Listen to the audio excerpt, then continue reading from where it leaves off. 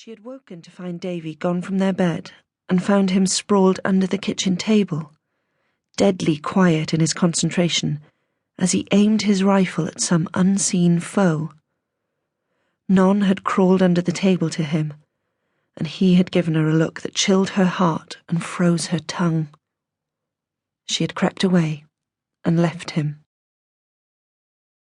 She knows that there is nothing to be done now except to leave him. But has she not just resolved that she will not be beaten by the mystery of what is happening to her husband? She knows that he betrayed her when he was away, and it pains her to think of it, but she senses, no, she knows, that is not what is haunting Davey through his nightmares.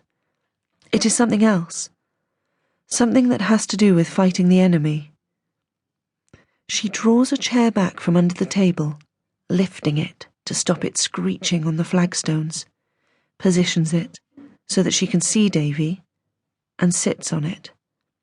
She smooths the tablecloth with the back of her hand. Like life, she thinks, smooth and rough, worn thin so that it is almost a hole in places, plush as if it were new in others. She is uncomfortable. She does not want to sit here on a kitchen chair to watch her husband fight the enemy all over again under the table, but believes she must if she is to understand what happened to him. This man on the floor is as unlike himself as possible.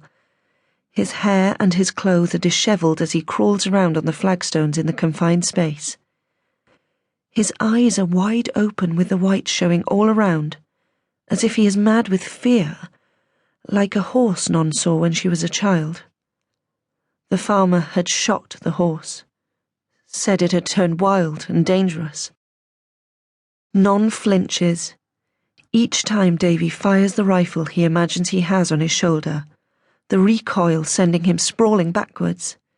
He is sweating profusely, his shirt already soaked under his arms and on his back, from whatever endeavours he thinks he is attempting. He mutters and calls out words and phrases Non cannot understand, which sound sometimes like commands, sometimes like entreaties. He shouts, "Down! Down!" and flings himself face down on the flags. She hears his face thump on the stone, and she cringes. "Oh, Davey," she whispers.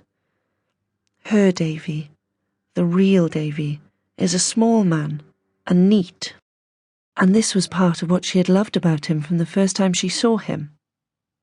Small herself, she did not feel overpowered by him. He was far from being a moneyed man, but he had always made sure that the clothes he wore were clean, mended, and ironed. His hair that had a will of its own, springing up from his head in dark brown spikes, was always carefully brushed, and his moustache with its glints of red, neatly trimmed and combed. When she first met him, it was as if she had always known him, and yet it was his son she knew first. Will was in the infants class when she came as a student teacher to the local school, a sturdy and quieter boy at 5.5, as he is now at 15. She remembers being saddened that first winter when he seemed unmoved by the sudden death of his mother, from a cough that had turned rapidly to pneumonia. She had felt a greater sadness at some of the tales that came her way about Grace, tales of callousness and cruelty towards Will and his small sister.